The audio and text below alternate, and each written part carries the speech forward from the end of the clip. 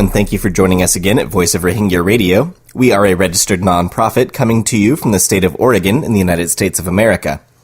I would like to take some time to thank all of our listeners who allow this program to continue providing the latest news through our exclusive interviews, reports from inside the border, and reputable sources from around the world. If you would like to stay up to date with our program, you can find our weekly broadcasts every Sunday night at 6 p.m. Pacific online at youtube.com/VOR radio, or you can join our page on Facebook to find more information on our activities and past programs. It is November 9th, 2014. For Voice of Rohingya Radio, I'm your host, Zach Taylor.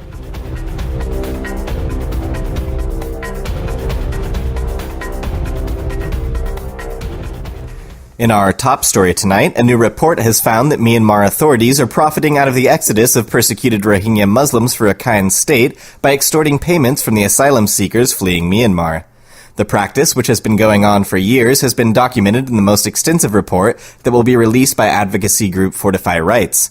It shows how Myanmar authorities are cooperating with international criminal syndicates in the human trafficking of Rohingya, which has been called by the UN the most persecuted minority in the planet. Matthew Smith, executive director for Fortify Rights, said, "Not only are authorities making life so intolerable for Rohingya that they are forced to flee, but they are also profiting from the exodus," adding that it's a crisis that's worsening while Myanmar authorities are treating it like a perverse payday. Smith said authorities in Myanmar have been profiting off Rohingya for decades, and extracting money from those departing was only one way. If Rohingya residents attempt to travel to neighboring villages without permission from local authorities, they risk being arrested and forced to pay bribes for their freedom, he said. The restrictions are so intense that even those who repair their own houses, which often crumble during the rainy season, can be fined if they do so without permission. Many of those fleeing today have been forced to sell everything they have, including precious belongings, land, cattle, and gold, to brokers who typically charge $2,000 for passage to Malaysia, a Muslim country. Many end up in secret jungle camps in Thailand where they face extortion and beatings until relatives come up with enough money to win their release. Some, like Nora Rankins, 25, who said she wanted to join her estranged husband and brother in Malaysia, do not pay anything, an almost certain sign she will be sold into servitude by traffickers in Thailand. For better-off Rohingya in Sitwe, brokers can arrange documents for a ticket on the daily 90-minute flight to Yangon for $4,000 US. Regular passengers pay just $88. A 20-year-old Rohingya student whose family pooled savings for the $4,000 said his broker gave more than 75% of the cost to immigration officials.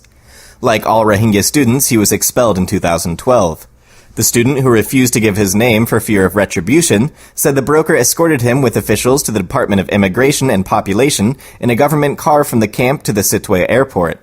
Thai authorities have also been accused of colluding with traffickers but have denied the allegations. According to Fortify Rights, the brokers may collect sums averaging from $500 to $600 US per small boatload of asylum seekers, usually numbering between 50 and 100 people, and hand those payments to officials from Myanmar's police, navy, and army. The Associated Press has documented similar accounts in Rakhine State. The family member of one human trafficking broker, who has since been arrested, said his boat, which set off from a small creek inland, had to pass a police post on the way to the sea where an obligatory payment had to be made. The family member also recounted Navy ships escorting Rohingya asylum seekers out to sea, as well as chasing them to extract more bribes.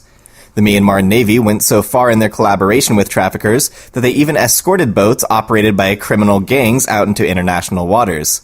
State and national level officials are complicit in this because senior government officials know exactly what's happening and are doing nothing to stop it, Smith told IB Times UK. The Nation News noted that the deepening crisis comes ahead of the next week's ASEAN Summit, the largest event in the country over the past 6 decades. While the summit is a suggestion that the country is making progress in its relationship with the international community, Myanmar's past deeds must not be swept under the carpet and forgotten. It's not too late for the country to face up to its dark past and come to terms with it. But they can only do this if they face the truth instead of brushing these concerns aside as if they were fiction.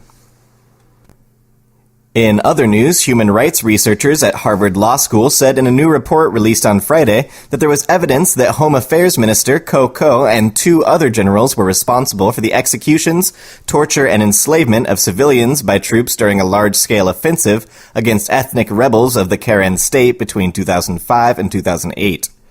The researchers from the law school's International Human Rights Clinic said that they had details of 66 prosecutable crimes against humanity.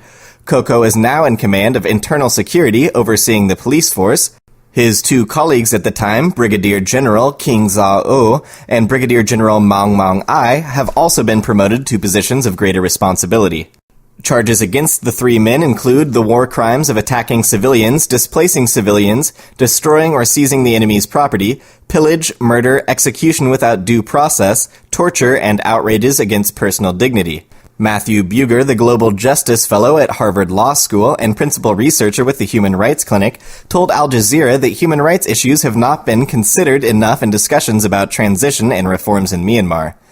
The government responded by saying much of what happens during times of conflict is unavoidable, and this is a time to look forward, not back.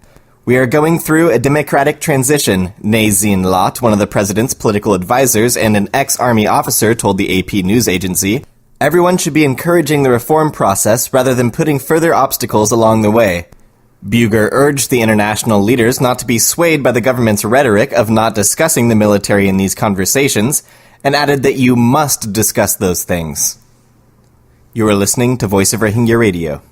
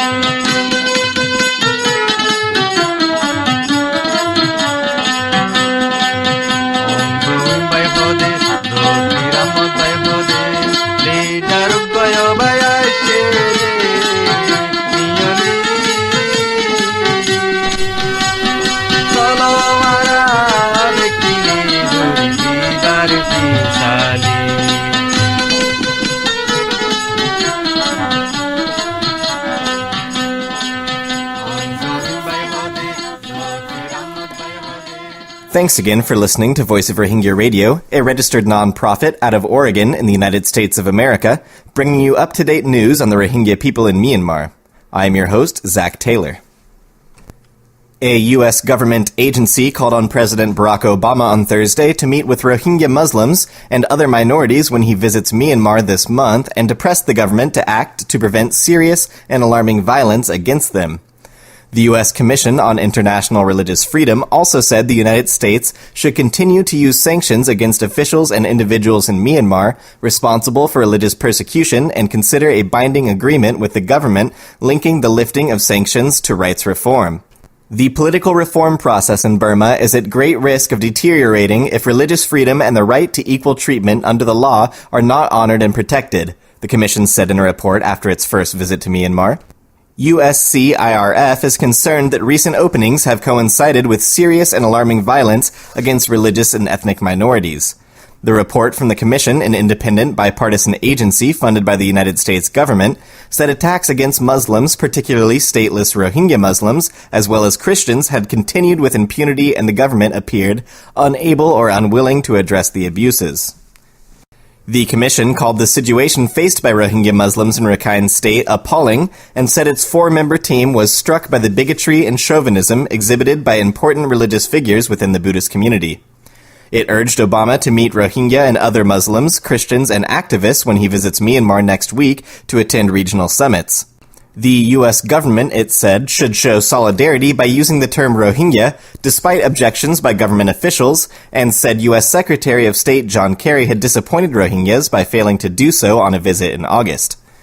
The United States and the international community need to ensure that religious freedom and related human rights remain a high priority in their engagement with the Burmese government, while also assisting those in Burma subjected to religious-based abuses, the report said. It added that the abuses underlined the appropriateness of the continued designation of Myanmar as a country of particular concern by the State Department under the U.S. Religious Freedoms Act and a U.S. arms embargo linked to this. It said the U.S. should consider a binding framework linking an end to this designation to progress on religious freedom and other human rights issues. In other news, United Nations Secretary-General Ban Ki-moon will visit Myanmar next week to discuss the country's reform process and the treatment of the persecuted Rohingya Muslim minority, according to a statement released yesterday. Spokesman Stéphane Dujarric said Ban will hold talks with senior officials in the capital Nay Pyi Taw. Myanmar's human rights record and stalled democratic reforms will be under the spotlight next week for the meeting of the Association of Southeast Asian Nations. Ban will meet with Nobel Peace Laureate and opposition leader Aung San Suu Kyi, as well as President Thein Sein, Dujarric said. It is his second visit to the country since the start of the widely praised reforms. In 2012, he congratulated Sein and Suu Kyi for their work on the process, but optimism has since waned amid concerns that reform has slowed. Ban will arrive in Nay Pyi Taw on Monday. The New York Times is calling the Rohingya crisis an embarrassment to the White House ahead of a scheduled visit by President Barack Obama to Myanmar next week.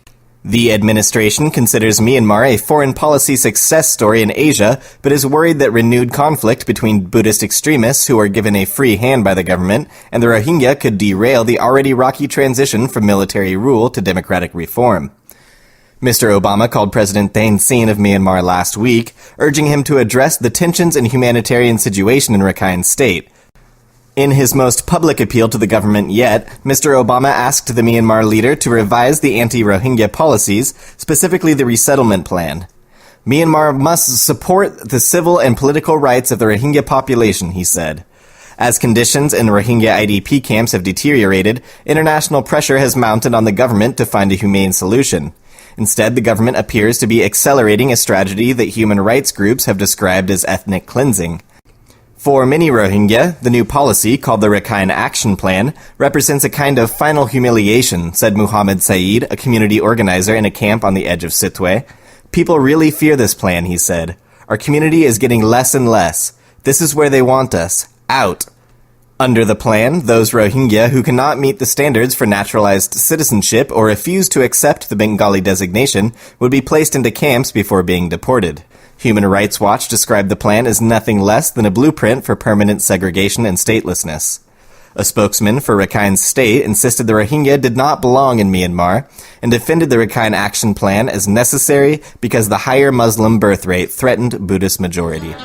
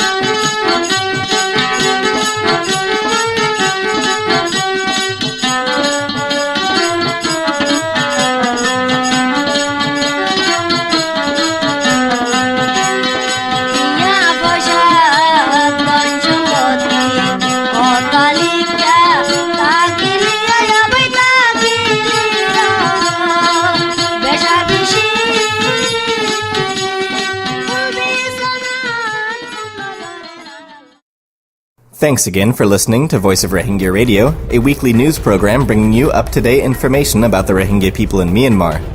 You can catch our broadcasts every Sunday at 6 p.m. Pacific Time here in the United States at youtube.com/VOR Radio, or you can join our page on Facebook to find more information on the program. For Voice of Rohingya Radio, this is Zach Taylor, signing out.